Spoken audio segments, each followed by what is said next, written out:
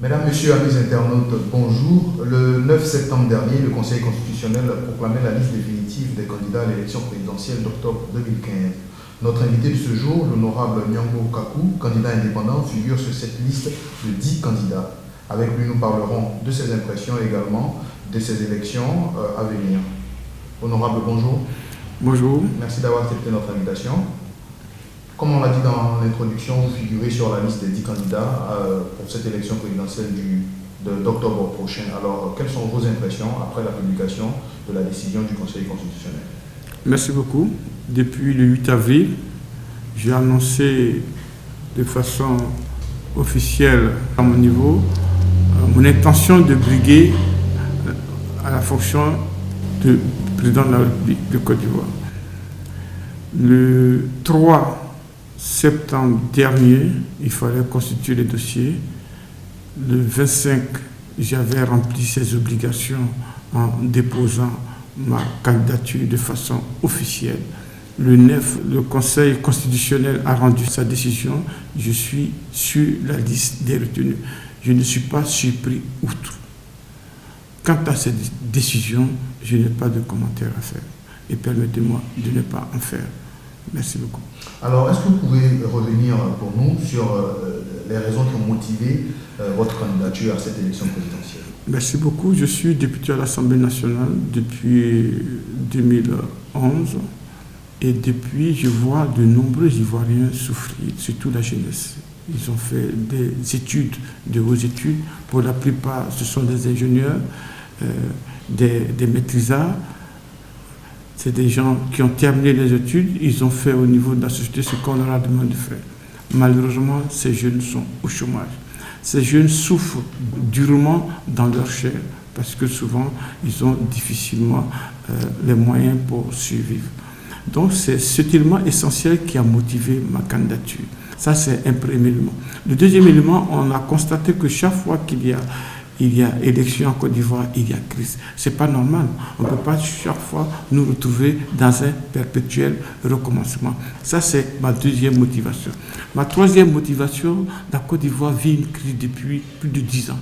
On a deux blocs qui se déchirent. Il y a un fossé béant entre le RHDP, le LMP. D'accord? Il faudra en sortir de là. Il n'y a pas que ces deux blocs. Ces deux blocs ne peuvent pas hypothéquer la vie des Ivoiriens.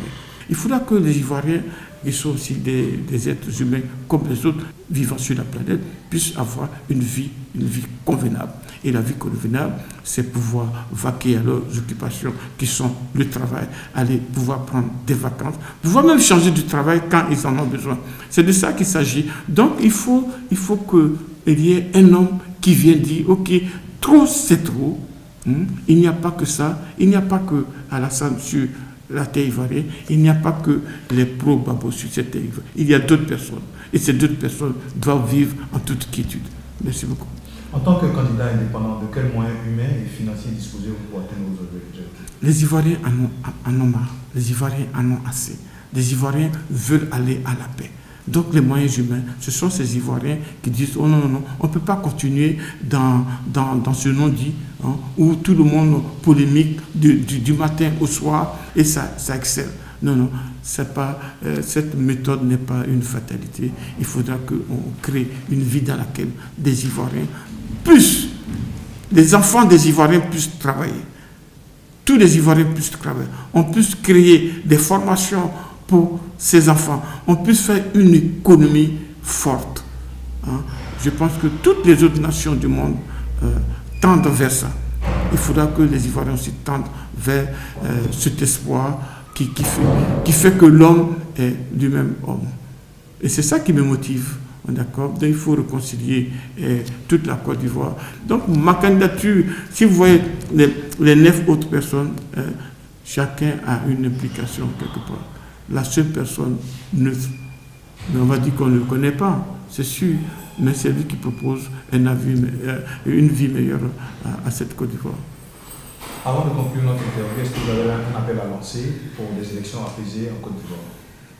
Il faudra que tous les indépendants candidats puissent avoir des représentants dans la CEI. C'est pourquoi je demande à ce que les candidats, les 10 candidats retenus, fassent une table ronde pour voir comment est-ce qu'on va désigner l'arbitrage qui va nous conduire à des élections apaisées. Ceci est fait, on va demander aux Ivoiriens. On a tenté, sincèrement, il faut se dire la vérité, on a tenté de faire partir Ouattara, on n'a jamais réussi. On n'a jamais réussi. Il faut combattre Ouattara dans le jeu. C'est la seule façon d'avoir une Côte d'Ivoire apaisée. Maintenant, si on veut que Laurent Gbagbo rentre, il faut que tous les Ivoiriens se disent, ok, allons voter. Ce n'est pas dans la rue qu'on va faire venir Laurent Gbagbo.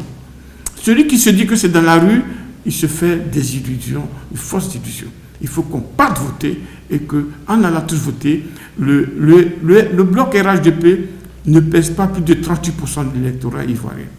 D'accord. Donc il sera battu dans les yeux si on arrive à obtenir une pression pour que... Mais je crois que Ouattara aussi, il a un peu peur. Hein. Il a peur qu'on modifie la CEI parce qu'il n'est pas sûr d'atteindre les 50%. Hein. Mais s'il est sûr d'atteindre les 50%, il acceptera qu'on modifie la CEI. À défaut de pouvoir modifier la CEI dans ce pays, il faudra qu'on se dise que non, on ne peut pas continuer à créer des trous et nourrir la Côte d'Ivoire de trous. Donc je pense que Ouattara viendra à la raison pour qu'on modifie la CEI et qu'on aille à une élection vraiment apaisée. Mesdames, Messieurs, amis internautes, nous avons beaucoup de plaisir à recevoir pour vous l'honorable Niambo Kakou, candidat indépendant aux élections présidentielles d'octobre prochain en Côte d'Ivoire.